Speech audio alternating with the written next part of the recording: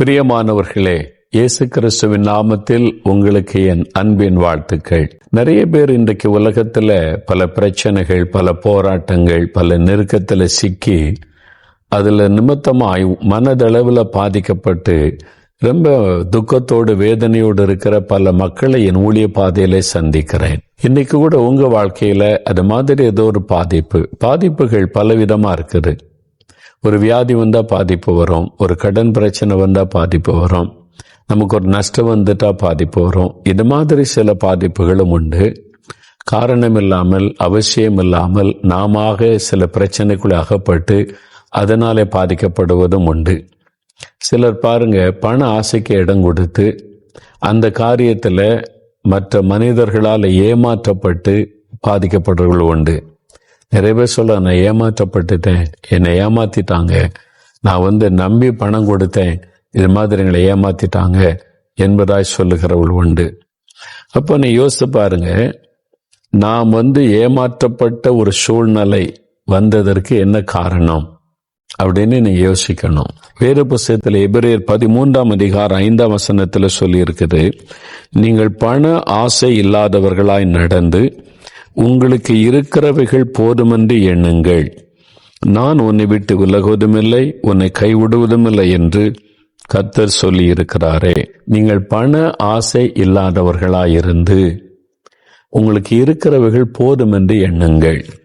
இந்த பண ஆசை எல்லா தீமைக்கும் வேறாயிருக்கிறது என்று வேதம் சொல்லுகிறாரு. பணம் பாவம் அல்ல. பணம் இருந்தால் வாழ முடியும்ல.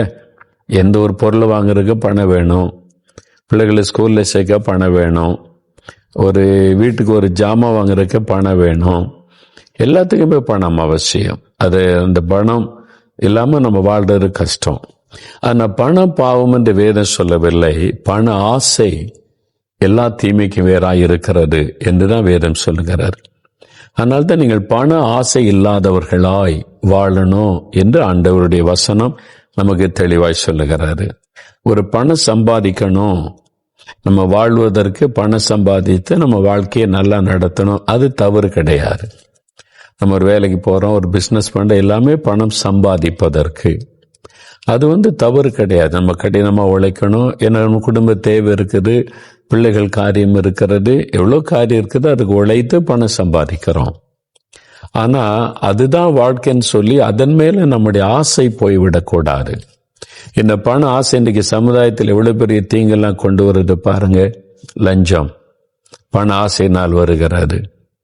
அப்போ அந்த பணத்தின் மேல ஆசை, மற்றவங்களுடைய பணத்தின் மேல ஆசை, அதனால லஞ்சம் வாங்குகிற ஒரு பாவம் சமுதாயத்தில் பெருகிவிட்டது.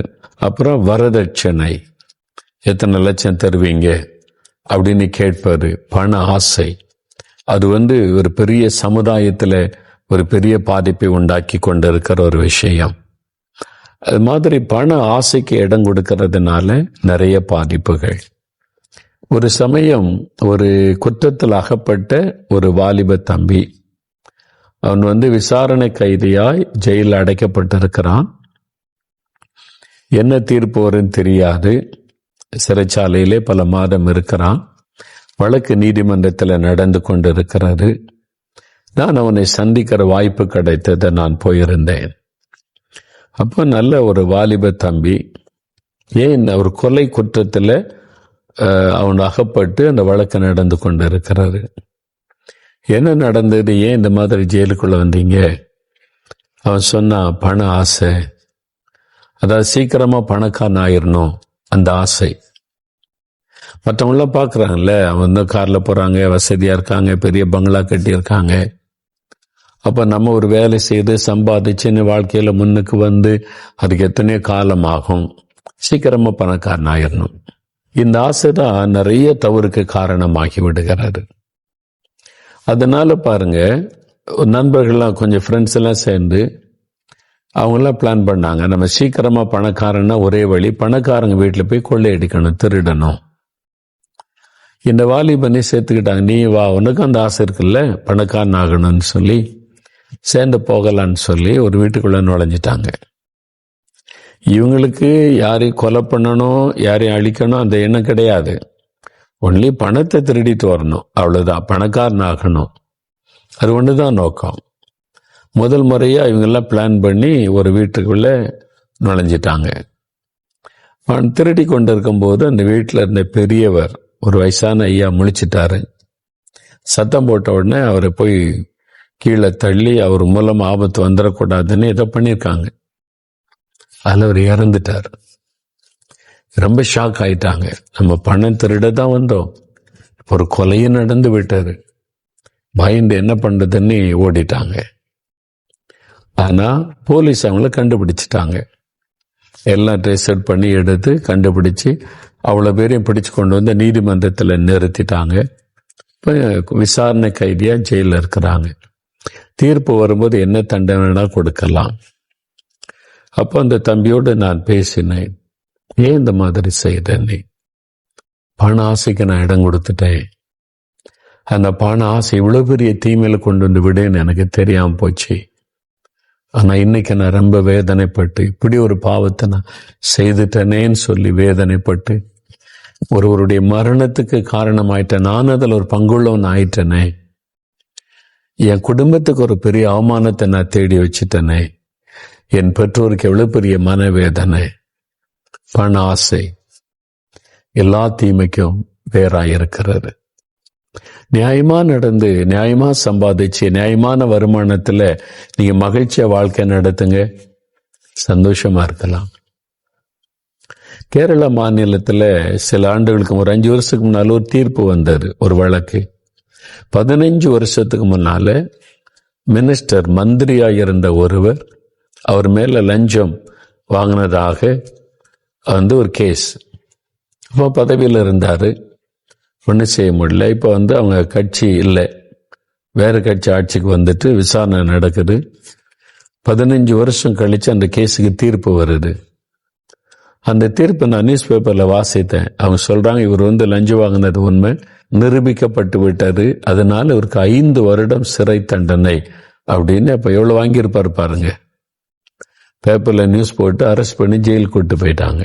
ஒரு காலத்தில் ஒரு மந்திரியா இருந்தவர் எவ்வளவு மதிப்பு மரியாதையோட இருந்திருப்பார். இப்போ அவருடைய குடும்பத்தை யோசித்து பாருங்க, எவ்வளவு பெரிய ஒரு வேதனை இல்லை அவருடைய ஃபேமிலி பீப்புளுக்கு.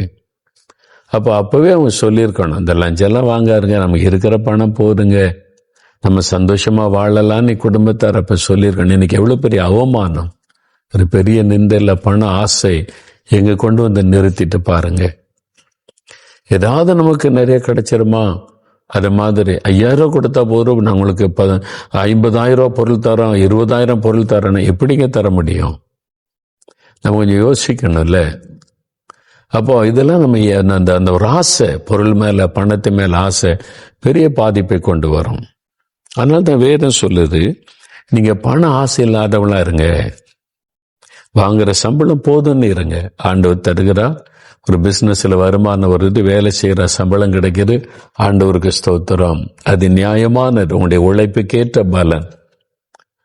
அதனால பண ஆசைக்கு இடம் கொடுத்து நிறைய பேர் பாருங்க, இந்த பண ஆசையினால 2 ஷிப்ட்லாம் வேலை செய்வாங்க, குடும்பத்தையே கவனிக்க மாட்டாங்க. எப்படியாவது பணம் சம்பாதிக்கணும்னு மனைவி பிள்ளைகளை கவனிக்க மாட்டாங்க. கடைசியில வியாதிக்குள்ளாகி சிக்காகி வேலை செய்ய முடியாம ஆயிடுவாங்க. அப்ப எதனால? பண ஆசை, எப்படியாவது பணம் சம்பாதிக்கணும் அப்படின்னு சொல்லி. சில பிசினஸ் பீப்புள் பாருங்க, காலையில் 5 மணிக்கு வீட்டை விட்டு போனா ராத்திரி 12 மணிக்கு வர்றாரு. அதனால குடும்பம், பிள்ளைகள், அவங்களோட உள்ள சந்தோஷம் அதெல்லாம் இழந்துருவாங்க.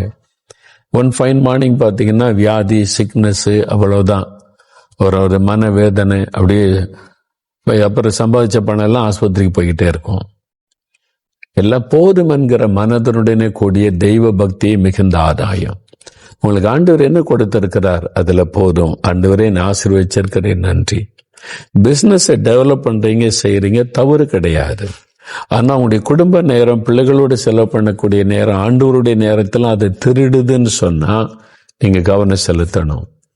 அங்கே ஆண்டவருடைய காரியமா பணமா எதுக்கு முக்கியத்துவம் கொடுக்குறீங்க, குடும்பமா பணமா எதுக்கு முக்கியத்துவம் கொடுக்குறீங்க? பேலன்ஸ் பண்ணி இவ்வளவு காலத்துக்குள்ள நான் கஷ்டப்பட்டு உழைச்சி சம்பாதிச்சு டெவலப் ஆகலாம் அப்படின்னு சொன்னீங்கன்னா சந்தோஷம். ஆண்டவர் அந்த கடின உழைப்பை ஆசீர்வதிப்பார். ஆனா பணத்து மேல ஒரு கிரேசியா இருக்கக்கூடாது. பண ஆசை, பணம் பணம் பணம்ட்டு அது எல்லா தீமைக்கும் வேறு. அதனால இதை குறித்து யோசித்து, ஒருவேளை உங்களுக்குள்ள அப்படி பண ஆசை என்கிற ஒரு பாவம், ஒரு அடிமைத்தனம் உங்களுடைய வாழ்க்கையை அப்படியே அரித்து கொண்டிருந்தா ஆண்டவர்கிட்ட சொல்லுங்க, எனக்கு விடுதலை கொடுத்துருங்க, இந்த பண ஆசை எனக்கு வேண்டாம், போதுமென்கிற மனதோட நான் பக்தியா இருந்தா போதும், வாங்குற சம்பளம் எங்களுக்கு வரக்கூடிய வருமானத்தை நீங்க ஆசீர்வதிச்சா போதும் ஆண்டவரே, அதுல மிச்சத்தை ஆண்டவர் தருவார், நிரம்பி வழிகிற ஆசீர்வாதம் தருவார். நீங்க அப்படி ஒப்பு கொடுத்தீங்கன்னா உங்களுடைய உள்ளத்தில் இருக்கிற கலக்கங்கள், துக்கங்கள், வேதனைகள் எல்லாம் நீங்கிறோம். இன்னைக்கு ஒப்பு கொடுக்குறீங்களா? ஆண்டவரே, இந்த பண ஆசை வேண்டாம், என்ன ஒப்பு கொடுக்கிறேன்னு சொல்றீங்களா? தகப்பனே, பண ஆசை எல்லா தீமைக்கும் வேறாயிருக்கிறது என்பதை நாங்கள் உணர்ந்து கொண்டோம்.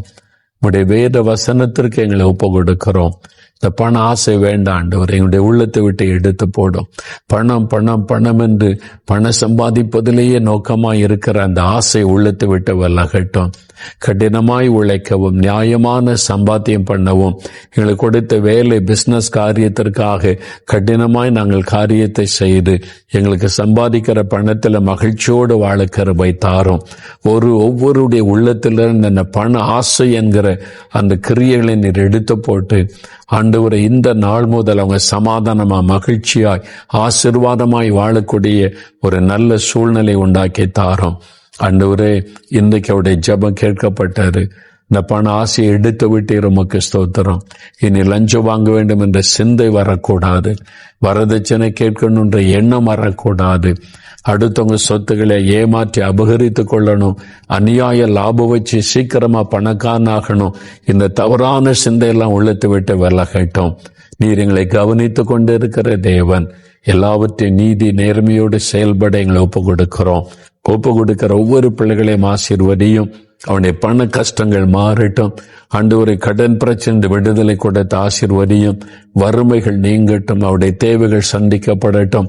இயேசு கிறிஸ்துவின் நாமத்தில் அவளை ஆசீர்வதித்து மகிழ பண்ணும். இயேசுவின் நாமத்தில் ஜெபிக்கிறோம் பிதாவே. ஆமேன், ஆமேன். பிரியமானவர்களே, ஆண்டவருக்கு ஒப்பு கொடுத்த நீங்கள் பாக்கியவான்கள், பாக்கியவதிகள். அதனால ஒரு நாள் பண ஆசைக்கு இடம் கொடுக்காம, போதும் ஆண்டவரே, எங்களுக்கு நீங்க ஆசீர்வதிச்சிருக்கிறீங்க, தந்திருக்கிறீங்க, அதுல நாங்க மகிழ்ச்சியா இருக்கிறோம்னு சொல்லி ஆண்டவரை துதிங்க. நீங்க சந்தோஷமா இருக்கலாம். பணம் சந்தோஷத்தை கொடுக்காது, ஆண்டவர் தான் சந்தோஷம் தருகிறவர். பணம் நமக்கு தேவைன்றது ஆண்டவருக்கு தெரியும், அந்த அளவு நமக்கு தருவார். அதனால் அதிலே நீங்க உங்களுடைய நேரத்தை வீணாக்கி கொண்டிராதபடி நீங்கள் ஆண்டவருடைய வசனத்தின்படி வாழ அர்ப்பணித்துக் கொள்ளுங்க. என்றைக்கு நீங்க ஆசீர்வாதமா இருப்பீங்க. ஆமென்.